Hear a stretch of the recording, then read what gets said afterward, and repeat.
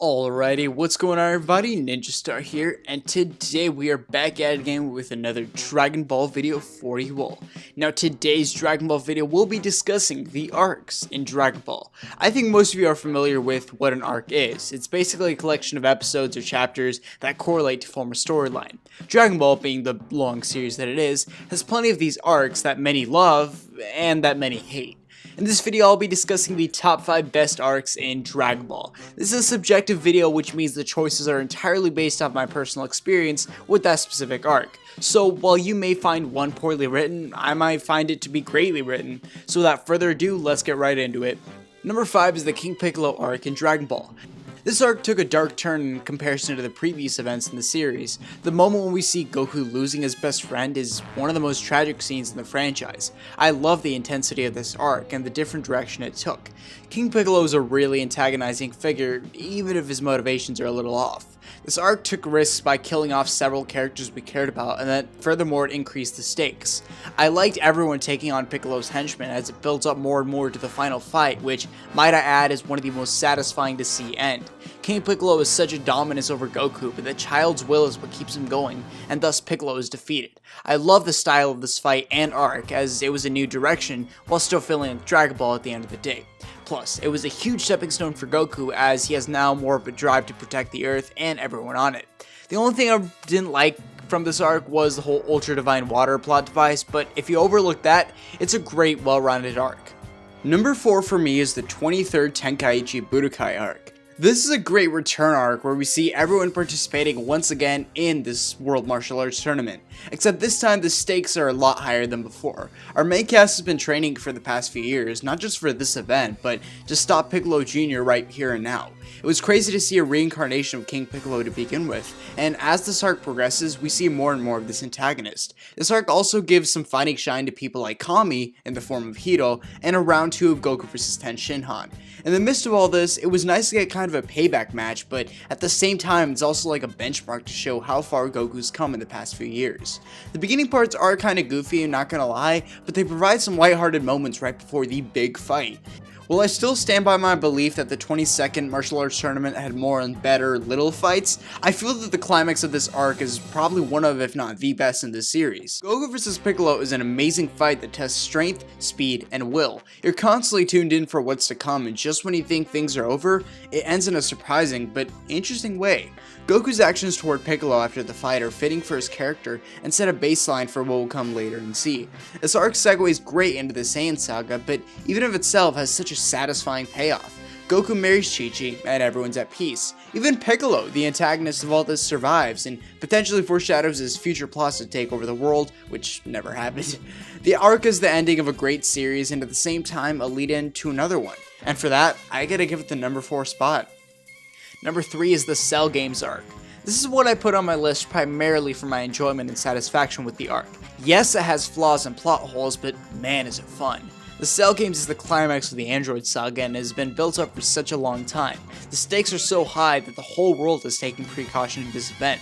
Cell is such a basic yet interesting character, as he's wanting to test out his perfection against the world's strongest fighters. This arc does have padding though, but it's in a manner to where you can have a great time with it.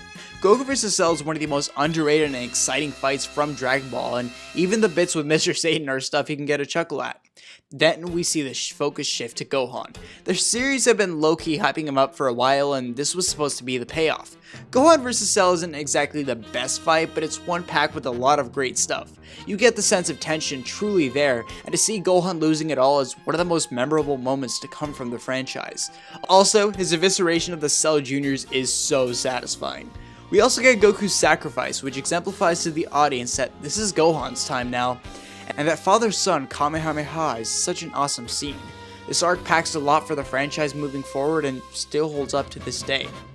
Number 2 on my list is the 22nd tournament in Dragon Ball. This was a great return to the Tenkaichi Budokai after going about 2 arcs without it.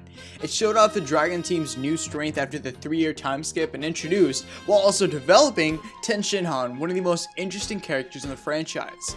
The little fights they wouldn't expect are fantastically done and give just the right amount of achievement and room to improve for the fighters. We got a great build up in the form of fights like Krillin vs Chaozu, Jackie Chan vs Ten Shinhan, Yamcha vs Ten Shinhan, and Goku vs Krillin. The final fight is similar to that of the 21st Tournament's climax, where Goku has impressed everyone prior, and even his opponent is interested. It is an intense fight that is long, but so brilliantly written. Believe it or not, Goku doesn't win again.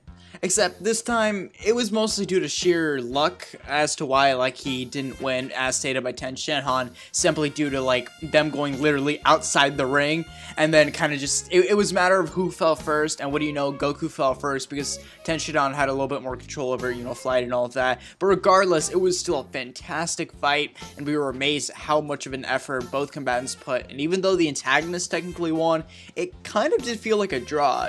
I had so much fun rereading this arc recently, and this is easily the best overall tournament in all of Dragon Ball. Gosh, I wanted to give it that number 1 if the arc I'm about to say didn't already exist. Now, the number 1 arc in Dragon Ball for me is the Saiyan Arc of Dragon Ball Z. Words cannot describe my love for this whole storyline. It provides a fantastic start to this new series with a plot twist that changes the entire direction we thought the series was headed, and I gotta give it props.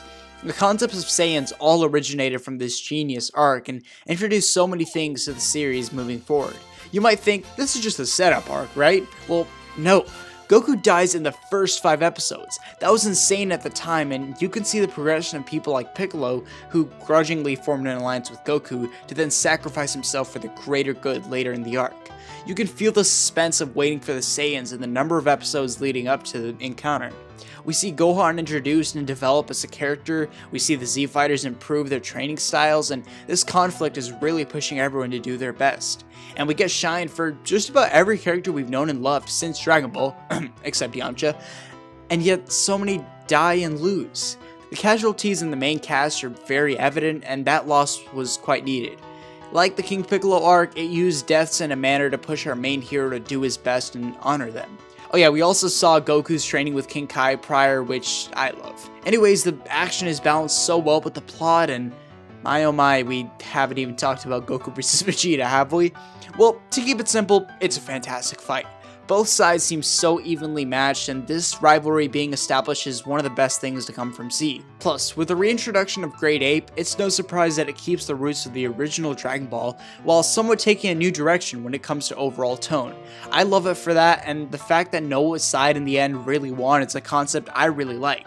This arc handles loss great, introduces so many brilliant elements, creates future storylines that would be followed, and is overall the best arc in Dragon Ball, at least in my opinion. So I hope you'll enjoy this video of mine talking about the best arcs in Dragon Ball. I wanted to get this out as a Christmas present for you all, but life got in the way, which is why it's kind of late. Nonetheless, I wanted to hear what you all have to say about your favorite arcs in Dragon Ball and what you thought of my picks. Please share this video around, subscribe if you're new, drop a like if you enjoyed, and Ninja out. Peace everybody and have a good day.